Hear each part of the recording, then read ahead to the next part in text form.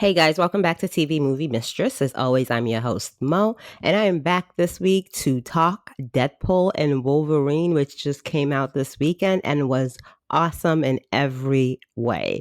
Like, I am so happy I decided to grab a ticket for this. It was a very much a last minute thing. I was stressed after a long work week, and I was like, let's just leave the house, get some fresh air, and go watch Deadpool and Wolverine. I hadn't even watched the trailer when I bought my ticket. So, again, this worked out very well for me.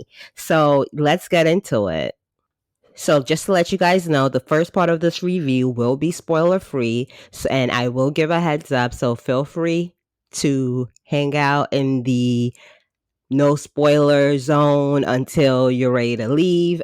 Again, I will give you guys a heads up, but I do hope you check out this movie.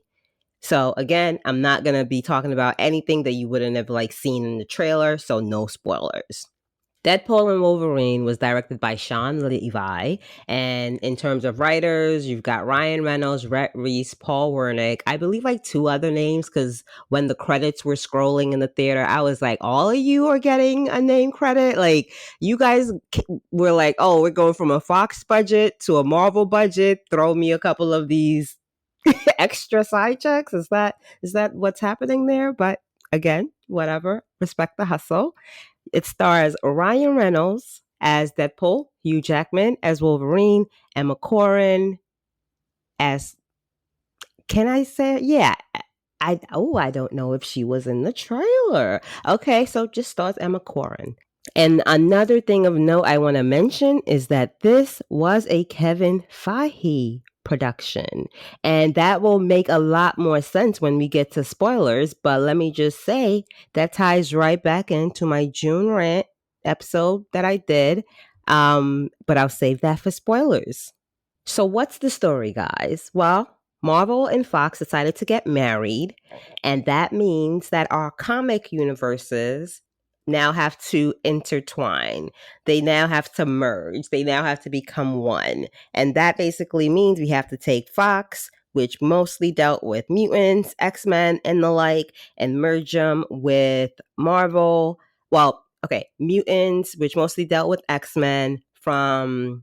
No, I can't even say from the DC. Yeah, I'm just going to strike that. It mostly dealt with mutants and the X-Men lore.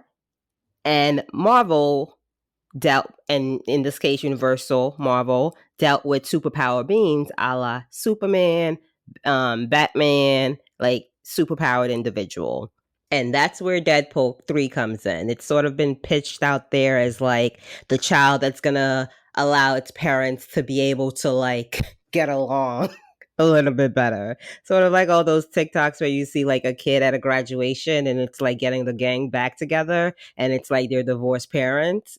That sort of feels like what Deadpool's trying to achieve with Deadpool 3. So what's the story? Well, Deadpool is recruited by the TVA, that is like this secret organization who has the mission to make sure the timelines don't get out of whack a bit too much, like in terms of the multiverses. And there's been 2 seasons of that through Loki on Disney Plus. I saw the first season. I did not finish the second season, but I heard it ended really well, so I probably should go back to that eventually. But yes, Deadpool is recruited by the TVA, and in the process, he learns that his world is on the chopping block through actor from... I was trying to think about 2 things at once. It stars Matthew McFadden from... He's Mr. Darcy, Pride and Prejudice. I also kind of feel like watching that again. Yes, but we have Matthew McFadden playing a bureaucratically British type villain. I kind of look at it as the same energy the British took and conquered half the earth. Yeah, it's kind of giving those vibes where it's like, is he a terrible colonizer, or does he just need a nap? Which one is it? So yes, I love Matthew McFadden in this role. Again, he recruits Deadpool. He's like, you made it.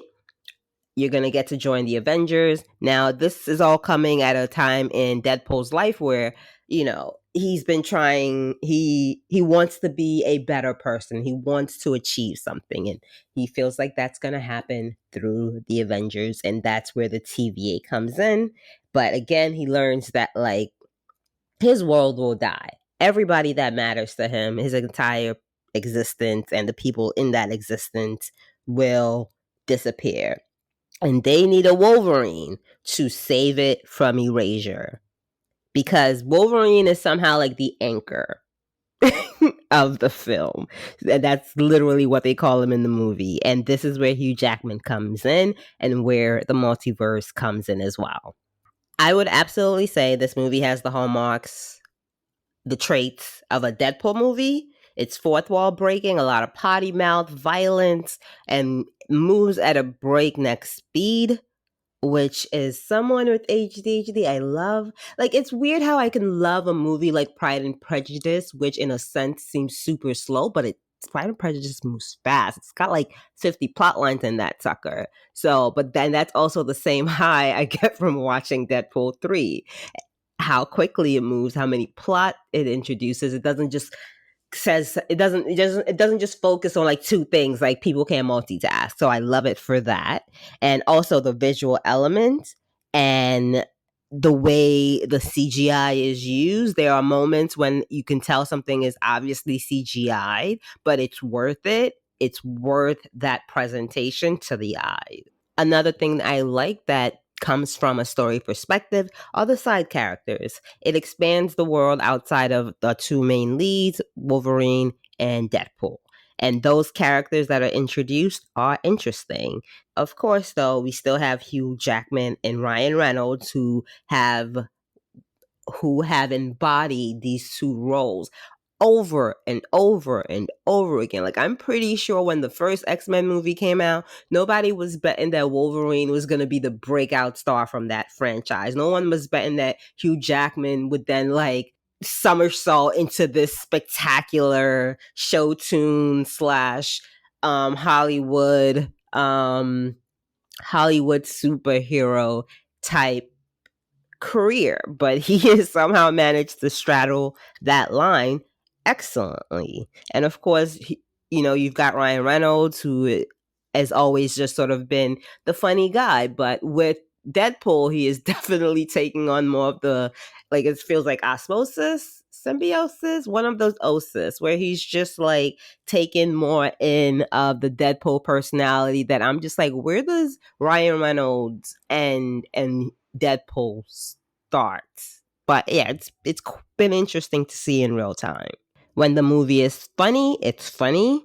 When it's touching, it's fucking touching. And I appreciate that. It's fun, it's entertaining.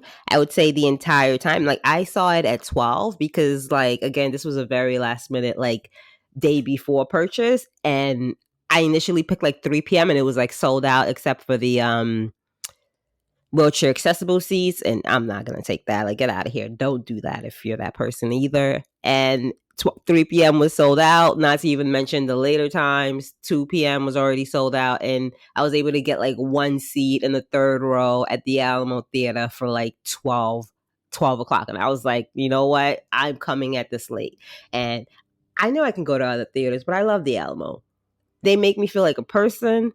They bring me my food and my drink, and I don't have to do much. I just have to get there in time before they lock the door, and that works great for me. So shout out to the Alamo Theater. This is not a sponsorship. I just like that they treat me slightly better than other theaters without waiters, because that's just how the setup is. But I love the Alamo. Okay, that is enough. Alamo should, tag Alamo and be like, you need to go pay this bitch. Okay.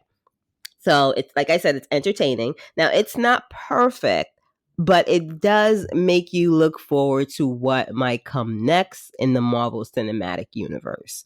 Absolutely. It is a 2-hour well spent movie. Did I leave with a little bit of migraine because there was a lot of colors? Yes, but that's my fault. I need to learn to like buy tickets earlier so I can have a seat in the back row where my eyes won't be like so stressed. But yeah, no. It was really good, funny, entertaining, visually stimulating, great fight scenes, and really good acting. And this is where I'm gonna have to give the heads up that we're gonna jump into spoilers. So if you want to watch the movie and you do not want to be spoiled, and I think this is one of those movies that it was so good I didn't know much about it, that I didn't watch the trailer until like 2 hours before I had to go watch it. If you want to keep that experience, please stop listening. Stop listening. Don't say I didn't tell you.